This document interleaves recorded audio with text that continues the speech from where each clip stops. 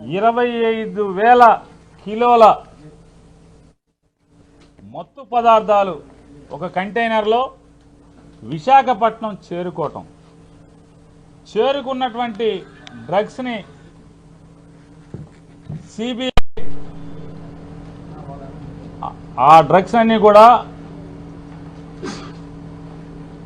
Court దాటి ప్రపంచం మీద పడకుండా పట్టుకోవటం అనేది ఈరోజు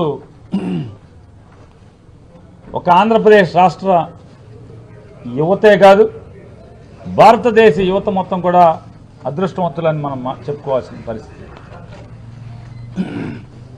ఇవాళ అంత పెద్ద ఎత్తున మనందరి అదృష్టవశాత్తు బయటికి రాకుండా పట్టుబట్టడం అనేది అదృష్టం అయితే, ఇవాళ దాంట్లో ఉన్నటువంటి లావాదేవీలు జరిపినటువంటి సంస్థలు, వ్యక్తులు ఎవరా అనేది సిబిఐ కానీ, ప్రపంచం కానీ, ఆంధ్ర రాష్ట్ర ప్రజలు కానీ అజగట్టుకోక మునిపే ఒక్కసారిగా చంద్రబాబు నాయుడు గారు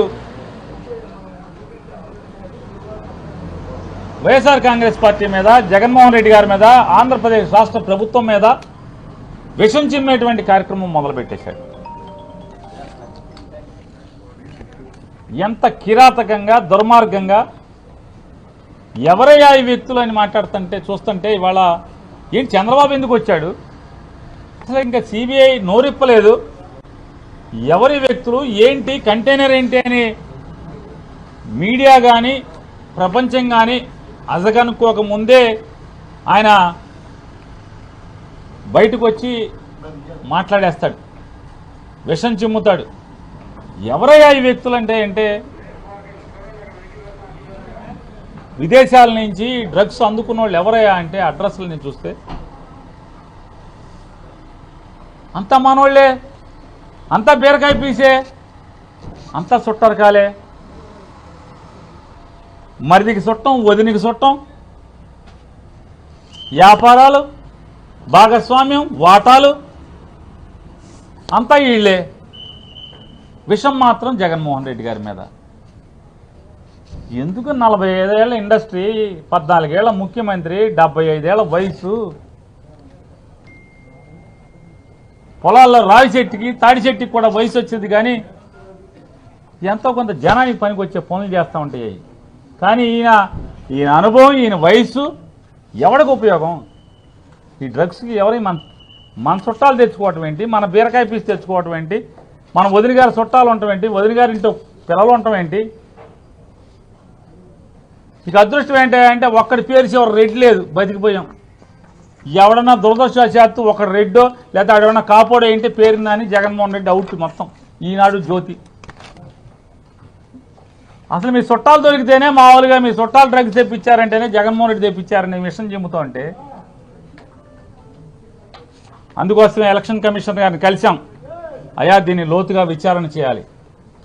తెలుగుదేశం పార్టీ మాకు భయాలు, అనుమానాలు ఉన్నాయి. ఈ రాష్ట్ర ప్రజలకి, వైఎస్ఆర్ కాంగ్రెస్ పార్టీకి ఆందోళనలుగా ఉన్నాయి. బ్రాందీ పంచేటువంటి స్థాయి నుంచి దాటి ఈ రాష్ట్రంలో ఓటు కోసం డ్రగ్స్ ఏమన్నా పంచిపెడతాకి తెచ్చాడా చంద్రబాబు? ఆయన కొడుకు. ఒక్కసారి లోతుగా దీన్ని విచారణ చేయించి త్వరితగతిన దీన్ని అరకట్టండి. ఈ ఓడ వెనకాల మరింకో ఓడ కానీ, మరొక మార్గంలో కానీ తెచ్చేటువంటి ప్రయత్నాలు చేసేటువంటి అవకాశాలు మెండుగా ఉన్నాయి. ఎందుకంటే ఇతను తిరిగేదంతా, చేసిన సావాసాలన్నీ కూడా దొంగలతోనే. 5 ఏళ్లు ముఖ్యమంత్రిగా ఉన్నప్పుడు ఇట్లాగే సింగపూర్ నుంచి ఒక దొంగను తెచ్చి మొత్తం రాత మర్యాదలు చేసి ప్రభుత్వాన్ని అప్పజెప్పేశాడు. కొత్త అల్లుడిలాగా మర్యాదలు చేసేవాడు. అతన్ని అడ్డం పెట్టి ఇవాళ అదే సింగపూర్ మంత్రి జైల్లో ఉన్నాడు. పాపాలు చేశాడు, దోచాడు సింగపూర్ని అని చెప్పని, తప్పుడు వ్యాపారాలు చేశాడని చెప్పని, లంచాలు తీసుకున్నాడని చెప్పని. కాబట్టి ప్రపంచవ్యాప్తంగా చంద్రబాబు నాయుడు ఎప్పుడు అధికారంలో ఉన్నా ప్రపంచంలో ఏదో ఒక దేశంలో తప్పుడుతనంతో, దొంగతనాలతో, అవినీతి పరులతో, మాఫియా వ్యక్తులతో అంటగాగినటువంటి ఉదాహరణలు కోకొల్లలుగా ఉన్నాయి. కాబట్టి అతనుకున్నటువంటి పరిచయాలలో ఈ రకమైనటువంటి దిగజారి, అంటే రాజకీయాల కోసం ఎంతకైనా దిగజారేటువంటి, తండ్రి లాంటి మామని పొడిచినాడు, బావమరిదిని కాళ్ళు పుచ్చుకు లాగినాడు, వదిన గారిని తోడల్లుణ్ణి మోసం చేసినాడు, ఒకే కడుపున పుట్టినటువంటి సొంత తమ్ముడిని వంచన చేసినటువంటి, అంటే రాజకీయాల కోసం ఎవడినైనా ఎంతకైనా నమ్ముకున్న వాళ్ళని కూడా ఏ రకంగా దిగజార్చి ప్రవర్తిస్తాడో మనకు ఉదాహరణలు ఉన్నాయి. కాబట్టి ఖచ్చితంగా దీని మీద లోతైన విచారణ చేయాలి. మళ్ళీ ఈ ఎన్నికల్లోపు వీళ్ళు డ్రగ్స్ తెచ్చి జనాల మీద వదిలి పంచిపెట్టకుండా ఓటు కోసం ఏమైనా చేసేటువంటి దిగజారే ప్రవర్తన చేయకుండా అరికట్టాలని చెప్పిన ఎలక్షన్ కమిషన్ గారిని కోరటం జరిగింది. ఆయన తప్పకుండా కేంద్ర ఎన్నికల కమిషన్ గారి ద్వారా కేంద్ర సంస్థలన్నీ కూడా, విచారణ సంస్థలన్నీ కూడా అలర్ట్ చేసి అటువంటి పాపాలు జరగకుండా చూస్తానని చెప్పి ఆయన చెప్పారు. అలాగే నిన్న రాత్రి ఈ విషం చిమ్మే కార్యక్రమం తన సొంత ట్విట్టర్ అకౌంట్లో చంద్రబాబు నాయుడు గారు ఏ రకంగా విషం చిమ్మాడో దీన్ని కూడా కాపీ ఆయనకి ఇవ్వటం జరిగింది. ఆయన చదివి, ఇది చంద్రబాబు నాయుడు గారి సొంత అకౌంటా అని అడిగారు. అవునండి, ఇది ప్రెస్ స్టేట్మెంట్ కాదు, ఆయన ట్విట్టర్ అకౌంటే అని చెప్పాం. కావాలంటే మీరు వెరిఫై చేసుకోండి. చంద్రబాబు నాయుడు సొంత ట్విట్టర్ అకౌంట్లోంచి, పర్సనల్ అకౌంట్లోంచి ఇది ట్వీట్ చేశాడు. ఈ రకంగా ట్వీట్ చేయడం అనేది మోడల్ కోడ్ ఆఫ్ కాండక్ట్, ఏదైతే ఎన్నికల నియమావళి అనుసరించి ఇది తప్పుడుతనం. ఇది క్లియర్గా మోడల్ కోడ్ ఆఫ్ కాండక్ట్లో చెప్పింది. ఎక్కడా కూడా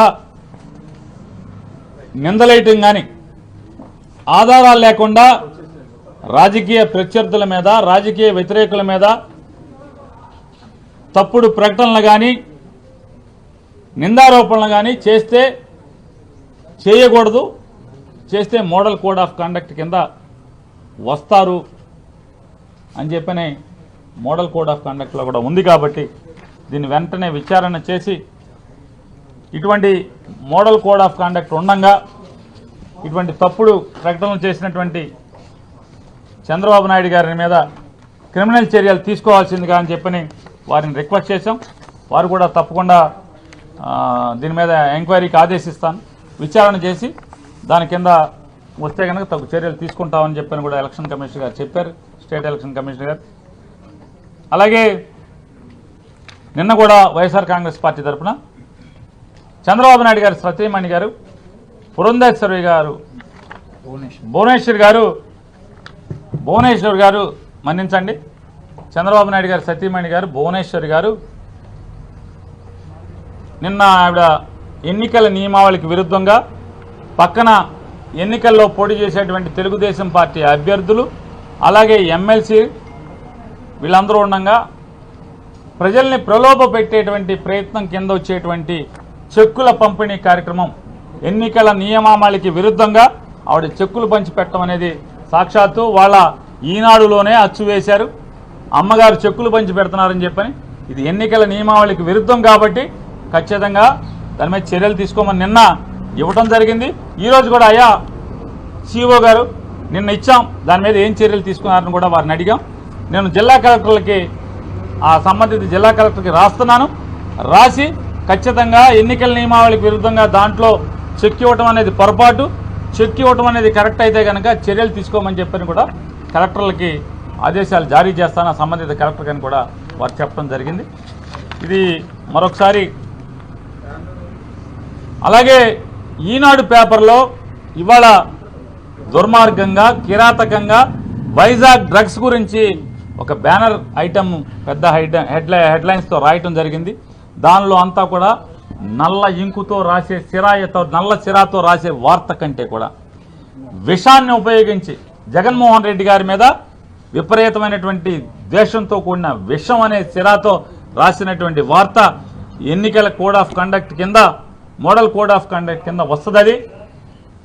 బేస్లెస్ ఎలిగేషన్స్ ఈ రాష్ట్ర ప్రభుత్వానికి, వైఎస్ఆర్ కాంగ్రెస్ పార్టీకి, మా నాయకుడు జగన్మోహన్ రెడ్డికి ఆపాదించేట్టుగా కిరాతకమైన వార్తలు, ప్రజల్లో ఇమేజ్ డ్యామేజ్ చేసేట్టుగా ఈనాడు తప్పుడు వార్తలు రాస్తుంది కాబట్టి ఈనాడు మీద కూడా చర్యలు తీసుకోమంటే దానికి కూడా చెప్పాం. అంటే ఆయన ఎలక్ట్రానిక్ మీడియా మీద గైడ్ లైన్స్ ఉన్నాయి కానీ ప్రింట్ మీడియా మీద లేదు అంటే వారికి కూడా చెప్పాం. మేము ఒక ఉత్తరం మీకు ఇస్తామండి, రిప్రజెంటేషన్ ఇస్తాం, మీరు ఢిల్లీలో ఉన్నటువంటి ప్రధాన ఎన్నికల అధికారికి కూడా రాయండి. వారి ఊహలో లేకపోతే ఎలక్షన్ కమిషన్ యొక్క ఉద్దేశంలో టీవీల్లో మాత్రమే తప్పుడు వార్తలు వస్తాయి, పేపర్ వాళ్ళు చాలా బుద్ధిమంతులు అనుకుంటున్నారేమో. పేపర్లో టీవీలని మించి తప్పుడు వార్తలు, విషం చిమ్మే వార్తలు ఎన్నికల్లో ఒక పార్టీని భుజానేసుకుని ఒక పార్టీ కోసం ఈ రకమైన తప్పుడు వార్తలు రాసేటువంటి అవకాశాలు ఈ ఆంధ్రప్రదేశ్ రాష్ట్రంలో మెండుగా ఉన్న పేపర్లు ఉన్నాయి కాబట్టి దాని మీద కూడా దిశానిర్దేశం చేసేట్టుగా వారిని కూడా ఇటువంటి తప్పుడు వార్తలు కేవలం ఎలక్ట్రానిక్ మీడియాలోనే కాకుండా ప్రింట్ మీడియాలో కూడా నిషేధాన్ని లేకపోతే ప్రింట్ మీడియాలో కూడా రెగ్యులేషన్స్ని విధించేట్టుగా గైడ్ లైన్స్ ఇమ్మని కోరుతూ మీకు రిప్రజెంటేషన్ ఇస్తాం ఖచ్చితంగా. అంటే మీరు ఇవ్వండి, తప్పకుండా ఢిల్లీ రాస్తామని కూడా చెప్పారు. ఇవన్నీ కూడా ఈరోజు అంటే ఆంధ్రప్రదేశ్ చీఫ్ ఎలక్టరల్ ఆఫీసర్ గారి దగ్గర వైఎస్ఆర్ కాంగ్రెస్ పార్టీ పెట్టుకున్నటువంటి అభ్యర్థనలు, విన్నపాలు.